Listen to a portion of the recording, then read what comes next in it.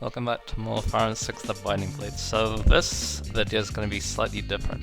I'm going to be talking about my thoughts on the B route of the Western Isles.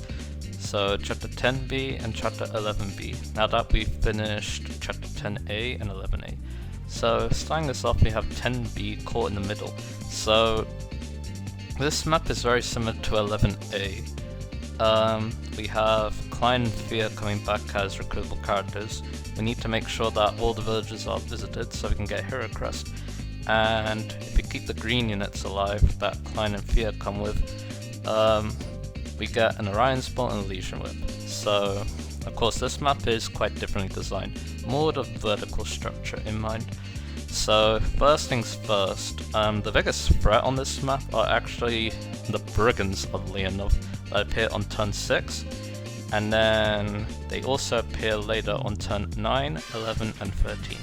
So, what makes the Brigands annoying is because houses 6 and 7 up there.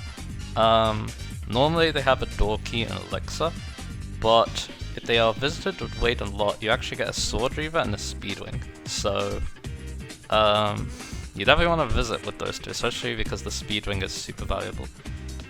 And yeah, the Brigands are going to try and destroy that. They also have Gonzalez with them, who I'll go over in a bit, because he's a bit different on this route.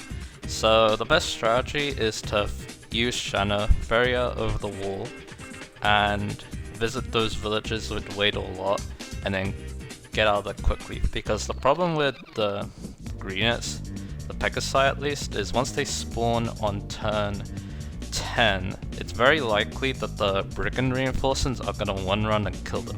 So you need to make sure that the green the Pegasus Knight units, they are far away from where those Brigands are, on where they reinforce. So keep that in mind. So, and also, speaking of green units, Klein appears on turn 8, and similar to 11a, you want to position Clarine in a way so that you can reach him and talk to him the turn once your player face comes back. So other things about this map, the other villages, they're pretty similar to last time, or 11a. We have a barrier in house 1, another sword reaver in house 2, so you have 2 of them now, a Draco shield in 3, an Orion's Bolt in 4, and a sleep in 5. So yeah, there's that. Looking at the map itself, the right hand side has a wall with a lot of 2-range enemies, a lot of archers and dark mages, so it could be a good place to train up an arch unit like Dorothy, Sue, Shin. And once again, this is the Western Isles, lots of fighters, so your sword units can have a field day. As for like other information, there are cavalry reinforcements just like 11a, they appear on turn 10 and turn 15 on hard mode. And then another thing about this map too, the reason why earlier when I played this game, in like my first 2 playthroughs, I was very hesitant to visit this map, and the reason is because there's no arena at all on this route. Not one in the next chapter either, and I wanted to arena abuse a lot, so that was one reason that I just didn't want to visit this route. And also, I guess another thing too, the shop, it doesn't sell killer axes like it does in 11a, so you're going to miss out on those as well. So if you're using Gonzalez, it's going to be a little bit more difficult. Speaking of which, let's talk about Gonzalez. He's a bit weird on this route, and the fact that he has, let's have a look. So he has the exact same base stats, but instead of joining at level 5, he's actually level 11. So what this means is he can be early promoted without any investment, but at the cost of having less stats. Because his growth rates are pretty good, like I said in 10a, especially in strength and speed. So, but of course, early promoting is great because something I didn't mention is his promo gains are really good, especially in skill. He gets +5 skill. So he's going to be actually decently reliable. His hit rates are still going to be very shaky, but as long as you don't have him like fight something as weapon triangle disadvantage against, you'll be in the gold. Klein and Fia are basically the same. They still get the hard mode bonuses, Gonzalez does get hardline bonus too, and neglected to talk about that, but they're not anything special. Just like 1 or 2 points in most stats. I'd say that Klein and Fear are slightly better, because joining one chapter earlier means more time for them to do things. There's even a Ballista in 11B for Klein to make use of, and you can get some more experience out of Fear, even though she's going to be facing weapon triangle disadvantage, and there's no axe even sight in B route, so you'll need to make do with that. Other than that, one last topic for this map is the boss, Zinc. He's a general boss. He has a Silver Lance, which is quite scary, and a Javelin, so you need to pay attention to that if you're using magic unit like Lu or Lilina. So, and like what we did with Allegiance, just kill him with the Armor Sir. That's definitely the best way to go. There's also Skolin, who's the Brigand boss, I guess you could say. He's kind of pathetic, because that's atrocious, even worse than Gonzalez, so he should be easy pickings for any sword unit. So yeah, like I was saying before, you'll need to make sure you visit, so I guess overall, make sure you visit houses 6 and 7 very quickly, so that the Brigands don't destroy them, and also you can get out of there quickly so that the Pegasus Knights don't go near there and get themselves killed on Brigand reinforcements. If you can do that, you'll be able to get all the rewards just fine. I still found this kind of frustrating to play, mainly because it was my first time playing it. I was inexperienced, so there's that. But things will get a little bit better on 11B, because 11B has something really interesting to talk about. So, onwards to chapter 11B, Escape to Freedom. So, our main objective on this map is to keep the green units alive, well, some of them at least. So there's going to be 4 civilians that start kind of near the boss. We want to make sure they are safe, because if they are, we get an energy ring at the end of this map, which is +2 strength. Very, very nice. Or magic, depending on if you're strength or magic unit. To help protect them, you want to get rid of that long ballista in the cliffs near the middle of the map. He had some really strange AI when I was playing this map, when we were playing this map together, because for my brother, he was using Bath, like I said before, and for some reason the ballista went for Bath one turn, even though it could have went for Shanna, and did effective damage. I don't know what's going on there. But anyway, so we also have Bartra on the left side of the map, and Geese appearing at the bottom. To deal with them is pretty simple. So Geese appears on turn 5, Bartra appears on turn 10. Bartra can be a crew of both Roy and Fur, but Geese with only Roy. So to be smart, send Fur to the left side of the map to recruit Bartra, and then send Roy down south to recruit Geese. We'll talk about them in a bit. So yeah, other than the green units, is that this map's pretty basic. Just be careful with the ballista with your flying units, even if they have strange AI. As for reinforcements, at turn 4, a Shaman, Fighter, and Druid near the boss will spawn and try to kill those green civilians. But from what I remember, they didn't really have enough time to reach them, so think about that. Next, our turn 5 to 7, 2 pirates and 2 forts. So similar to 10A, you can use them to train up units.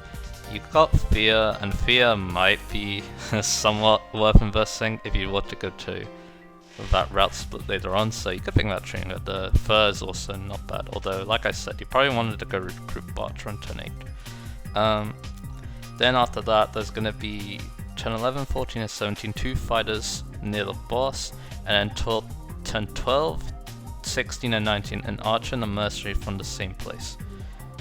Near the boss, basically. Although, what spawns there is kind of random, and if you saw the last episode of Big Klingy's Farm 6 Binding Blade, Farm 6 Iron Man, you'll know that Klein died to those reinforcements, so yeah, I don't really like them. They also killed one of my units too. I'm not a fan of those reinforcements, because random reinforcements that you don't know what they are, and they're random, it's just so annoying to deal with.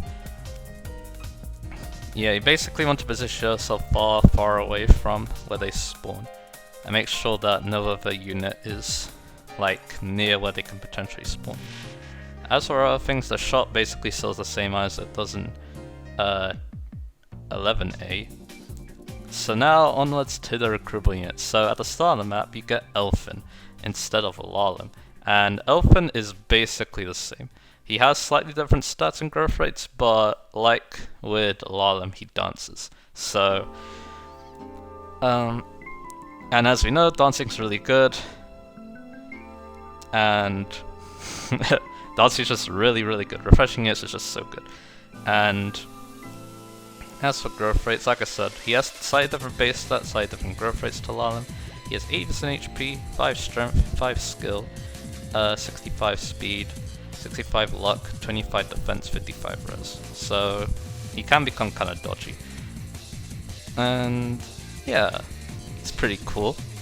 I can see a lot of people like him more than Lalum because Lalum has a lot less story relevance than Elfin.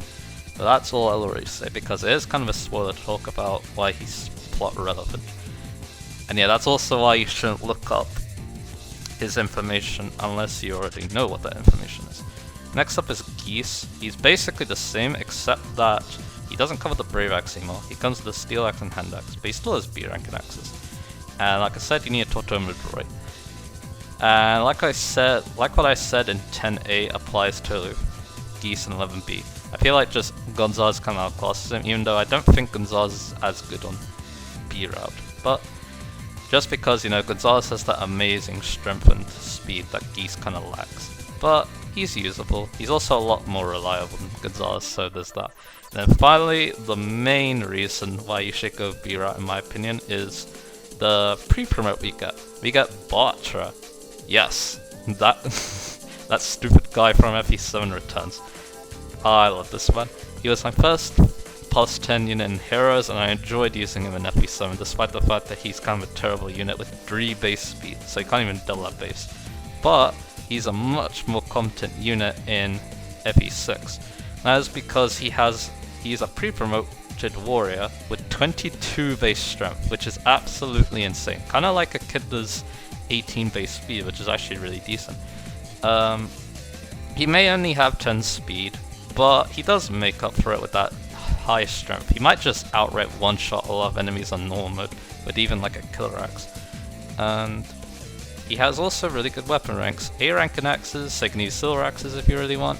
He has D bows, and that is actually really good. That means you can use steel bows and then shoot down wyverns with absolutely no problem. You can even use the longbow if you really want. And he goes with a Brave Axe this time. He takes the Brave Axe to Geese. And it's not that amazing a weapon, like I said, because of accuracy issues. But Bartra does have much better accuracy than what Gonzalez will have because his base skill and luck are much better. He does have doubling issues. He only has 10 base speed, and also his speed growth isn't that good. But if you want to, you can invest in it if you want. And you can become a pretty decent S-rank axe unit, which I did in my last playthrough. The reason for that is I went to B route by accident because I much prefer A route. But since I knew I was going to go A route for this playthrough, I knew that this would be like one of the few opportunities I get to use Bartra in FE6, so I decided to take it. And I was also using Fur too, and that's actually something else too. He supports Fur, as you would expect, and it's a pretty fast support too. And it's a really good one for Fur as well, because Fur's fire, Bartra's electric, that's extra attack, extra crit, as well as some other things. So yeah, absolutely amazing support that I definitely took advantage of. One of the amazing things was that there was like the fake final boss of this game, I guess you could say. Fur was able to one round with the Durandal thanks to that Bartra support, which is amazing. As for growth rates, he's a pre-promote, but not that amazing. He only has 70% HP, 40 strength, 20 skill, 30 speed, 20 luck, 30 defense, 5 res. So not terrible, but like with Echidna, he's probably not going to grow that amazingly. But yeah. So we end B route on a more positive route, but I guess there's one more thing we should think about, and that is the boss, who is Morgan. Not the one for Awakening. He's another general, so you fight 2 general bosses on this route. He has a Silver Axe and a Horse Slayer. The Silver Axe makes him quite easy to kill with the Armor Slayer, so keep that in mind. Other than that, he's a general boss. Use the Armor Slayer. Maybe use the magic too if he doesn't have the Javelin equipped. And like that, you're done with the B route, and now you can progress to chapter 12. So yeah, overall, B route not as much fun as A route in my opinion, but Bartra is definitely a good reason to come here. I don't say he's better than Echidna. They're both really decent pre-promoted units. And they both have their strengths and weaknesses. So basically, pick whoever you like best, or pick whichever route you like best. Like I said, I think A route just has more going for it, in my opinion. So that's what I'd recommend. One more funny thing I guess we can talk about is in chapter 11A. And that is that it has a mini-boss that we didn't see because he only appears on hard mode. So let me go find him real quick. So the boss is called Roberts. He's a recolor of Eric from, you know that chapter. And yeah, he's a level 1 paladin with a silver one, so pretty good stats because it's hard mode. And yeah, that will make taking down that squad quite difficult. But yeah, I thought I'd mention that because on B route, he makes an appearance in a cutscene. He talks to Morgan, I think, from what I remember, so that's interesting. So yeah, that's the Western Isles, I guess. So next time on Binding Blade, we're gonna finish up the Western Isles by going to chapter 12 and dealing with whatever threat is there. So I'll see you guys then.